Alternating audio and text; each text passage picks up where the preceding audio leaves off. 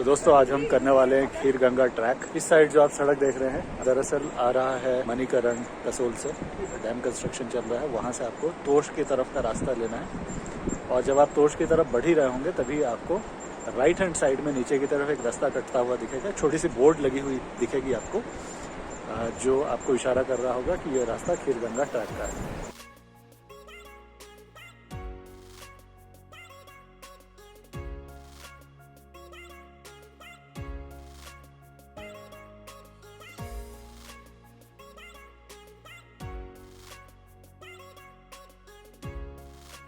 यहाँ कुछ इस तरीके से लोग अपनी गाड़ी को पार्क करते हैं। हमने भी अपनी गाड़ी को पार्क कर दी है और मेरे साथ हमारे क्यूट से ट्रैकर्स तैयार हैं इस ट्रैकिंग वाले चैलेंज को कंप्लीट करने के लिए। तो चलिए बढ़ते हैं आगे। आप देख रहे हैं पार्किंग कर दी। अब यहाँ से ट्रैकिंग स्टार्ट होती है और नीचे की तरफ उतरना पड़ता है। ये छोटी सी पुलिया आप देख रहे हैं, उस पुलिया को पार करते हुए हमें पहुँचना पड़ेगा।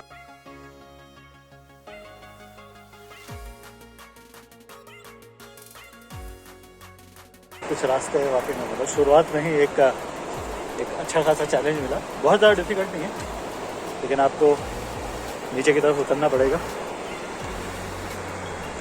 पथरीले रास्ते और क्योंकि बर्फ़ पिघल रही है तो पानी भरा पड़ा है। दोस्तों अगला जो चैलेंज है वो ये है कि हमें इस खड़ी चढ़ाई को चढ़ना है और एकदम ऊपर की तरफ जाना है। तो दोस्तों रास्ते में एक पॉटी सेंटर भी दिखी है, अगर आपको इमरजेंसी आ जाए तो इसका इस्तेमाल कर सकते हैं। और अभी तक व्यू कुछ इस प्रकार की हमें मिल रही है और हमारे दोनों ट्रैकर्स चले जा रहे हैं। तो दोस्तों दिखाने के लिए कि अभी तक हम कितना चल चुके हैं, आपको दिख रहा होगा कि पहाड़ी पे वो सड़क है और वहाँ बीच में अपनी गाड़ी खड़ी है। और करेंटली हम यहाँ पे हैं। इस घाटी से होते हुए हम बिल्कुल ऊपर की तरफ आ गए हैं। और यहाँ पे अच्छी बात यह है कि इस प्रकार के साइन बोर्ड आपको दिख रही है। खीर गंगा 10 किलोमीटर्स वे टू खीर गंगा। चलिए चलते हैं। तो दोस्तों सुबह जब हम निकले थे हमने नाश्ता नहीं किया था, तो अभी जैसे हम चढ़े यहाँ पे हमें मिल गया है Himachali guide cafe and cottage. Guacha इस विलेज का नाम है। सो चलिए चलते हैं, देखते हैं कि यहाँ पे क्या अवेलेबल है।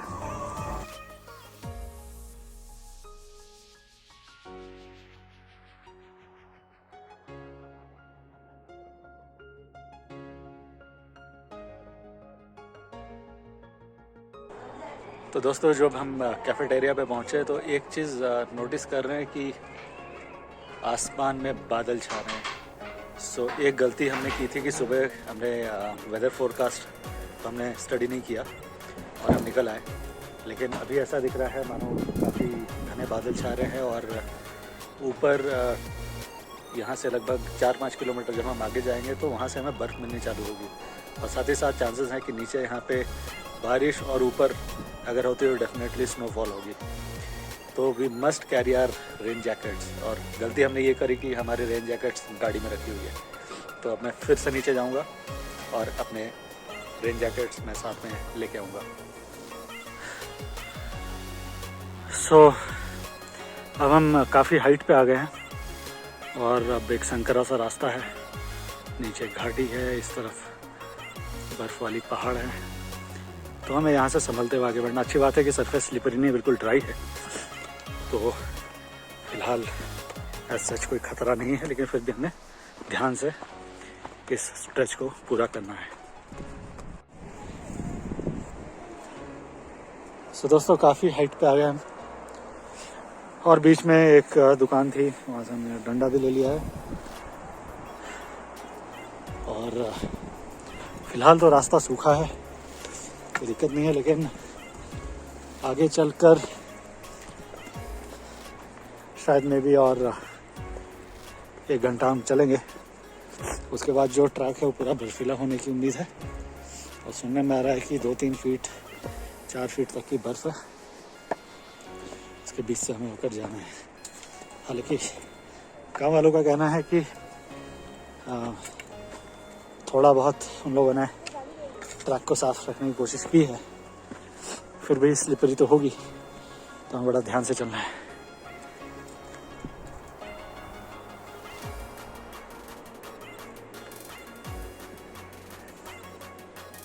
हालांकि Kheer Ganga trek easy to moderate मानी जाती है, फिर भी आपको कुछ एक तैयारियां करनी बहुत ज़रूरी है इस प्रकार के ट्रैक को करने के लिए।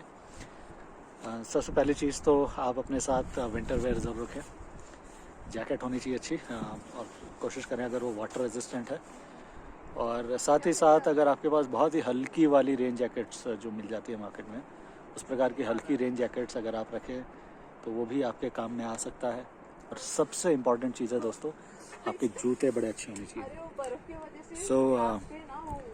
जूते ऐसा होने चाहिए जिसमें ग्रिप बहुत अच्छी हो, और वाटर रेजिस्टेंट होनी चाहिए।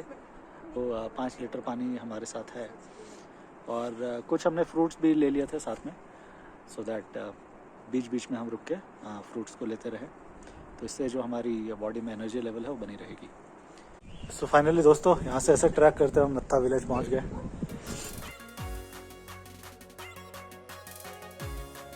यहाँ आपको छोटी शॉप मिल जाएगी। एक और चीज़ है कि आप यहाँ गूगल पे भी कर सकते हैं। चलिए अब आगे चलते हैं।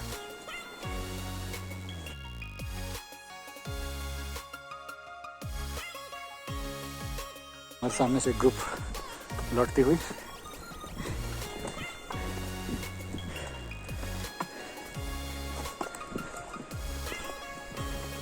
गाइड है ना आपके साथ? गाइड हम कर लेंगे आगे। गाइड जरूर करिए ना। तो दोस्तों, एन रूट बहुत सारे ट्रैकर्स हमें मिल रहे हैं, अलग अलग ग्रुप्स मिल रहे हैं।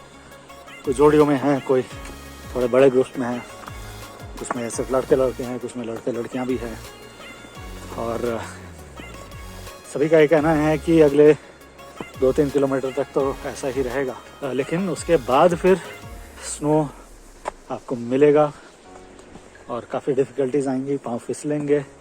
जो लोग ट्रैक करके आ रहे हैं वो ये सजेस्ट कर रहे हैं कि गाइड ले लीजिएगा, इट विल बी हेल्पफुल। और दोस्तों, जब इतनी चढ़ाई चढ़कर हम इस प्रकार के व्यूज़ से हमारा आमना सामना होता है, तब लगता है कि इतनी मेहनत जो है वो वर्थ है।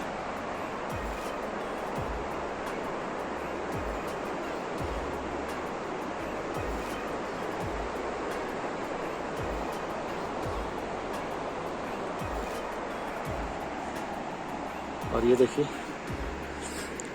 ना थके हैं ना हारे हैं, जज्बा पूरा कायम है। अगला जो गांव है रुद्रपुर, रुद्रनाथ गांव, आगे हमें वहां पहुंचना है। मोस्ट लाइकली वहां पहुंचकर हम अपने जूते चेंज करेंगे, और हो सकता है गाइड हम वहीं से हाइक करें।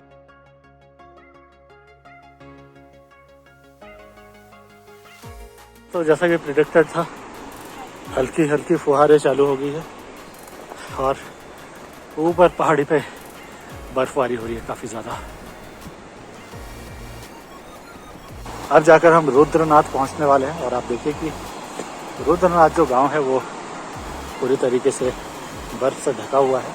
अब हमें नए प्रकार की चैलेंज मिलेगी, वो है पूरी तरीके से स्नो ट्रैक, फिसलन भरी होगी, उसे हमें पार करना होगा।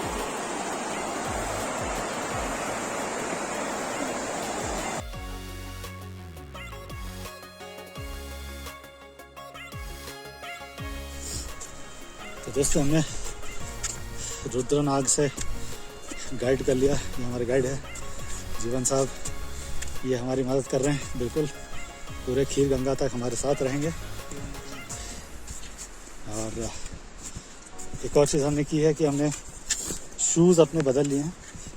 हालांकि मेरे पास स्नो बूट्स थे, लेकिन लोकल्स का कहना है कि आप इन स्नो बूट्स पे ट्रस्ट ना करें and go for their boots. हमने कहा चलो भाई, क्यों चांस लिया जाए, तो हमने बूट बदल लिए। और एक चीज़ है कि मेरे स्नो बूट्स के मुकाबले बूट बहुत हल्की है, और अभी तक कहीं पे पाँव नहीं फिसली है, भगवान की कृपा से। अब फिर से हमें ऊपर चढ़ना है, चारों तरफ बर्फ ही बर्फ है। और ये जो स्नो ट्रैक है ये लगभग 5 किलोमीटर का है जो आपकी अच्छी तरीके से परीक्षा लेने वाला है।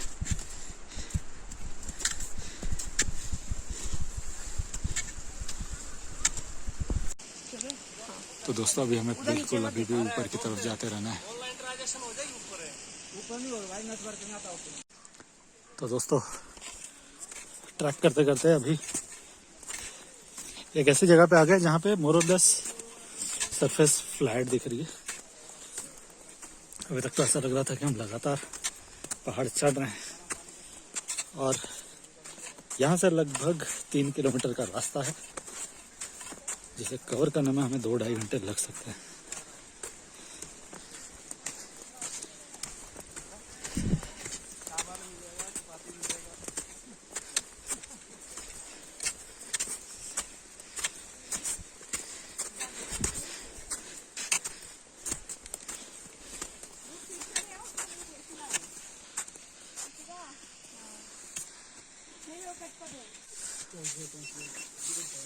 तो दोस्तों काफ़ी चढ़ाई चढ़ने के बाद फाइनली एक स्पॉट पे है जहाँ पे एक छोटी सी दुकान है। जीवन भाई मुस्कुरा रहे हैं, इनको तो कोई प्रॉब्लम ही नहीं है, बड़े इधर हमारी हालत खराब हुई जा रही है। रीत एंड टीजे खाने वाली हैं मैगी और मैं लेने वाला हूँ ऑमलेट और साथ ही साथ चाय या कॉफ़ी हम लेंगे।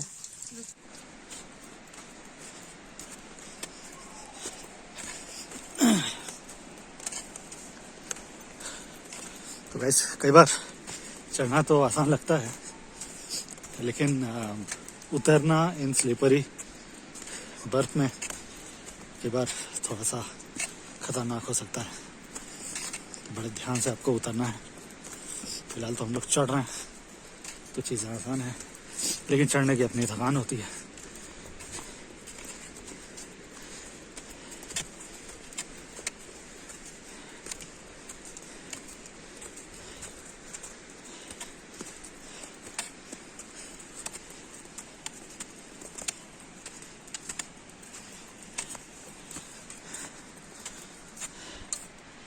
देखिए गाइड लेने का जो सबसे बड़ा फायदा होता है कि जीवन भैया अभी ये कर रहे हैं कि जो क्रिटिकल पॉइंट्स होते हैं वो वहाँ पे खड़े हो जाते हैं और या तो हमें चढ़ने में या उतरने में मदद करते हैं जो कि बहुत इम्पोर्टेंट है। तो उन्हें पता है कि कौन कौन से ऐसे अप्स एंड डाउन्स हैं जहाँ पे लोगों को ट्रैकर्स को चढ़ने और उतरने में दिक्कतें हो सकती हैं।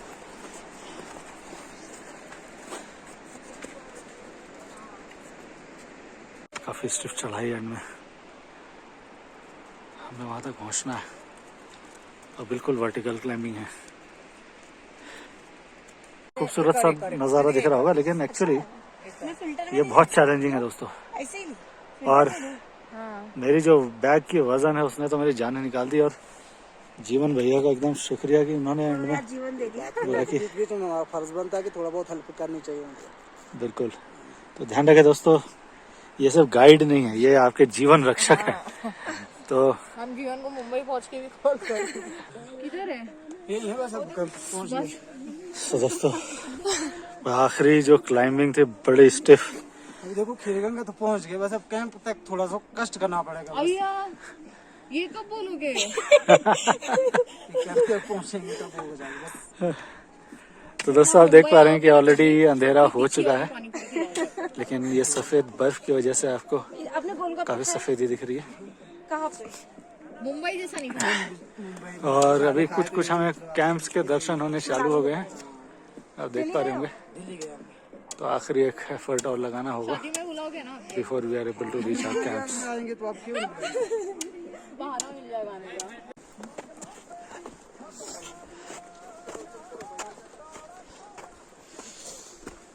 सो दोस्तों समिट के आखिरी पड़ाव पर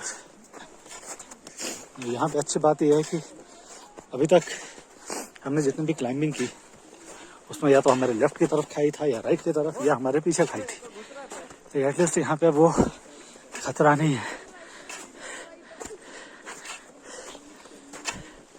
लेकिन हाँ चढ़ाई जरूर चढ़नी है हमें।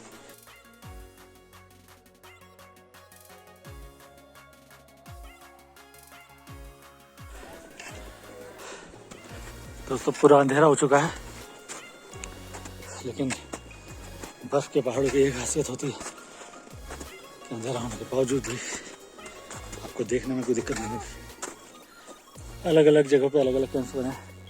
ये ग्रुप उस साइड को चली, हमारा कैंप इस तरफ को है, तो हम यहाँ की तरफ रुक कर रहे हैं।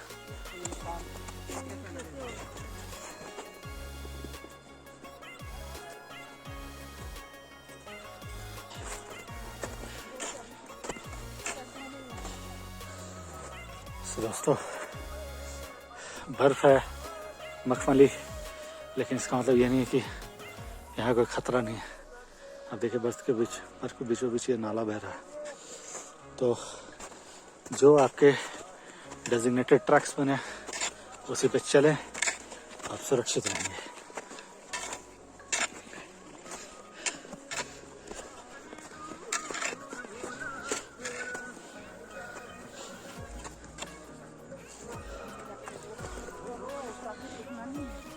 तो जैसे हमारे साथ हमारे जीवन रक्षक थे, जीवन भाई, और पहाड़ों में तो जरूरी है गाइड, बिना गाइड से ना कई बार बहुत ज्यादा रिस्की हो जाता है। बहुत अच्छा एक्सपीरियंस था, लेकिन सही चले आप लोग। बट ऐसा था ना, इस टाइम स्नो था तो थोड़ा एडवेंचर होता है। जैसे आप समर में आएंगे ना, उस टाइम इजीली हो जाता है, उतना डिफिकल्ट नहीं होता है। हाँ, अभी स्नो है करके थोड़ा सा स्नो करके थोड़ा मतलब कई जगह पॉइंट भी दिखते हैं, थोड़ा डिफिकल्ट। सो दोस्तों खीर गंगा ट्रैक कैंपिंग साइट, सुबह के 8:32 और फिलहाल कुछ इस प्रकार का नज़ारा है। लगभग 8 या 10 दिन पहले तक खीर गंगा ट्रैक बंद था हैवी स्नो की वजह से, लेकिन रिसेंटली इसे ओपन किया गया है और इस वजह से बहुत ही कम टेंट्स हैं जो ऑपरेशनल है। सो हम इस कैंप में रुके थे।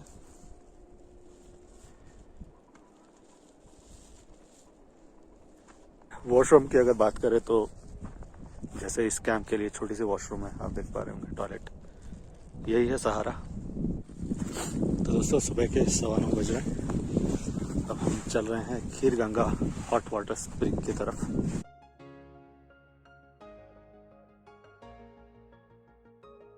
तो ये तमाम रूल्स हैं। तो दोस्तों हम यहाँ से चलते हुए आए हैं, तो फाइनली हम कुंड तक पहुँच चुके हैं। इसमें पार्टीशंस हैं। ये जो आप देख रहे हैं, जो कवर्ड इलाका है, दैट इज फॉर लेडीज। चारों तरफ से ढका हुआ है।